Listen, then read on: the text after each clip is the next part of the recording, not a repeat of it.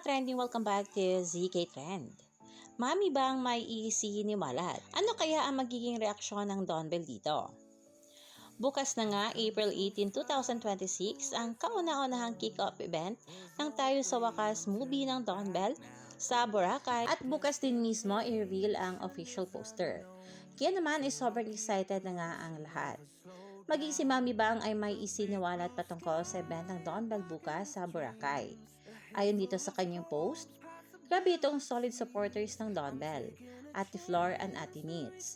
Kahit super busy nila, lumipad pa din sila for Don Bell. Nung isang araw lang, panay reklamo nila sa sakit ng likod, tuhod at sa sobrang pagod, pero baliwala pa rin pati si Lola Neneng pupunta sa Boracay, ibang klase. Grabe naman talaga ang suporta na natanggap ng Don Bell sa lahat nga ng kanilang mga taga-suporta. Maging ang mga lola ay talaga namang biyabiyahe pa para makita lang muli sina Donnie at Bell. Paniguradong matutuwa ang ating Don Bell nang dahil dito sa ipinost nga ni Mami Bang.